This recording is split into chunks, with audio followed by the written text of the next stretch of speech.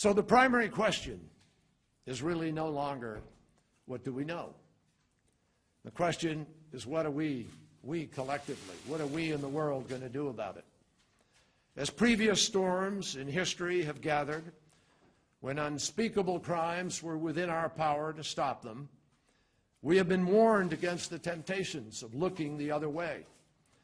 History is full of leaders who have warned against inaction, indifference, and especially against silence when it mattered most. Our choices then in history had great consequences, and our choice today has great consequences. It matters that nearly 100 years ago, in direct response to the utter horror and inhumanity of World War I, that the civilized world agreed that chemical weapons should never be used again.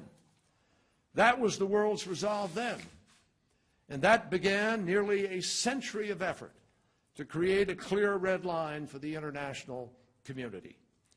It matters today that we are working as an international community to rid the world of the worst weapons.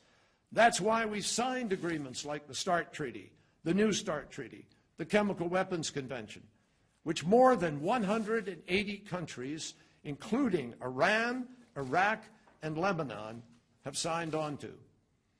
It matters to our security and the security of our allies. It matters to Israel. It matters to our close friends, Jordan, Turkey, and Lebanon, all of whom live just a stiff breeze away from Damascus. It matters to all of them where the Syrian chemical weapons are, and if unchecked, they can cause even greater death and destruction to those friends. And it matters deeply to the credibility and the future interests of the United States of America and our allies. It matters because a lot of other countries whose policies challenge these international norms are watching. They are watching. They want to see whether the United States and our friends mean what we say. It is directly related to our credibility and whether countries still believe the United States when it says something. They are watching to see if Syria can get away with it, because then maybe they too can put the world at greater risk.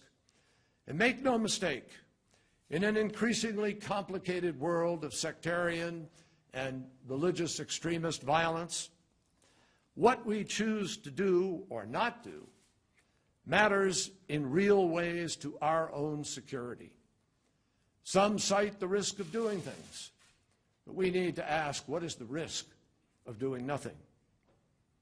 It matters because if we choose to live in a world where a thug and a murderer like Bashar al-Assad can gas thousands of his own people with impunity, even after the United States and our allies said no, and then the world does nothing about it, there will be no end to the test of our resolve and the dangers that will flow from those others who believe that they can do as they will.